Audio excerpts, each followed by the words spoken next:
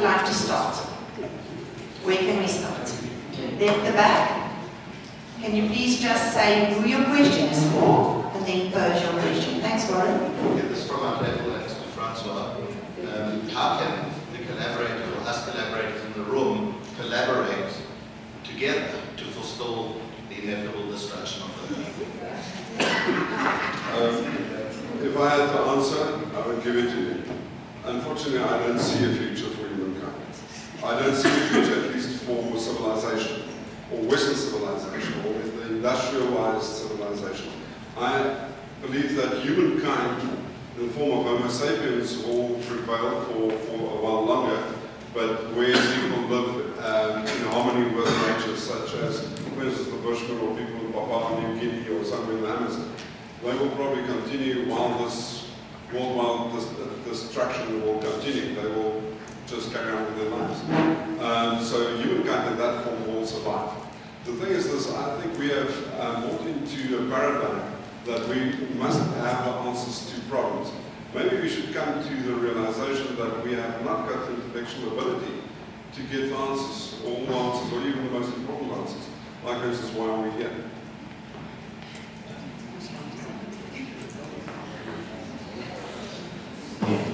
So that really is one possible scenario. I personally tend to hold that's a possibility, and it's not, frankly, even an unlikely possibility, and it's not the only one. So there's D. Hock, who coined the term chaotic, as in chaos and order, said once, "Things are too bad to be pessimistic." So I live my life from the point of view that the work that we do is one of the best hopes of providing alternative answers that can lead us towards different scenarios. And what else am I going to do with my time? It is one of the places that brings me meaning. And I think it's one of the opportunities that each and every one of us has who does the kind of work that we do. Can I just check? So we'll go to that table at the back, and then can we go to the table here in front? Thank you. If you can just ask your question, whom it's addressed to in your question. We hear that collaboration, and either positive or negative. And we have a question: how do you ensure it's ethical and for the greater good of the overall system? They're directed to Peggy. Can you just repeat your question? How do you ensure it's ethical collaboration and for the greater good of the overall system? Ethical for the whole system. To the benefit of the whole system. To the benefit of the whole system. How is what ethical? Oh, it is ethical to the benefit of the whole system. What a challenging question. I think the work that we do always begins with purpose.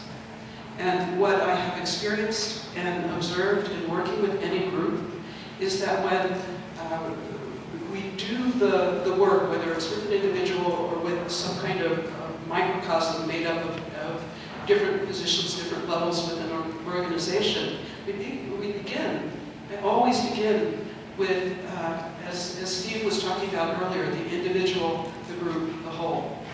And I don't know too many people who, when truly invited to bring their authentic selves forward, come from a place of destruction. And when we take the pieces that make us human and speak from them and to them and bring them together, the trajectory, a trajectory, I believe, of our human experience is towards meaning. And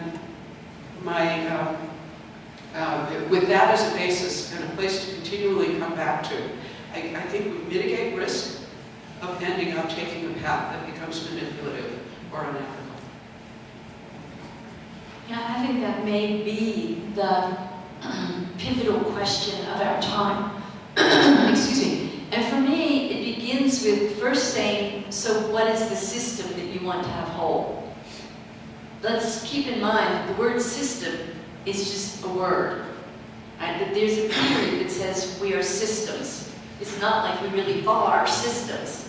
That is something that we humans created all the theories of systems theory, systemic, that language to help us communicate. So the first question is, so what's the system?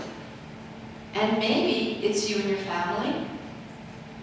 I don't know that we always do a great job of having our family be whole and have integrity. Or is it a particular organization? And for me, the way that you ensure that there's integrity in a system is to have all the voices. Thank you very much. Thank you. I think we were a little bit derailed by Francois and the doomsday scenario. But coming out of that, a lovely irony and perhaps a synthesis of what's been said, and that is, Bonita, you spoke about Carrabo, the fact that that's a new discovery, and so there's a whole lot of stuff that we know now that we didn't know before.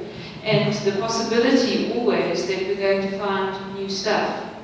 And then, Francois, to come back to you, and you spoke about the Ragnarok, which is the Norse legend of the battle of gods and the submersion of the world underwater. But on the other side of that story is a re-emergence of a fertile new world and a new world and scenario.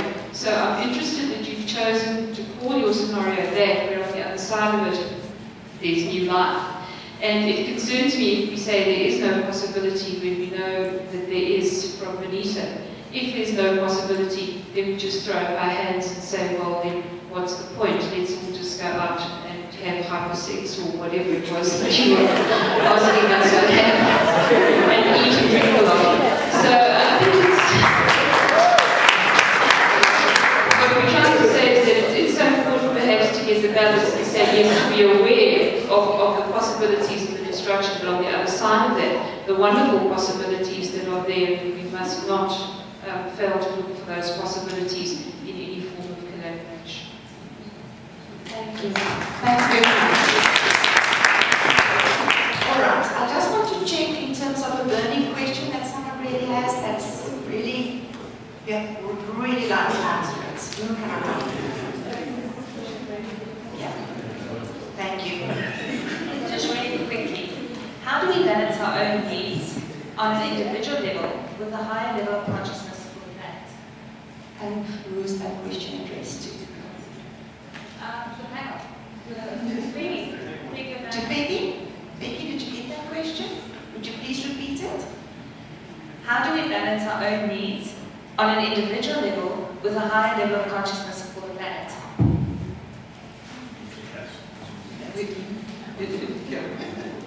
That is a deep question.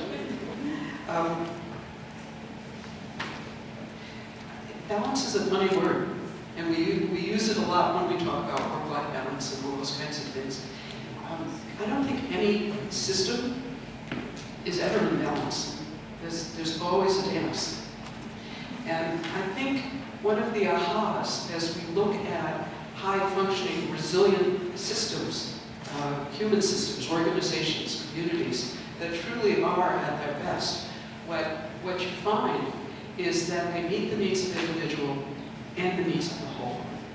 So it's not a trade-off. As a matter of fact, I fell in love with this work.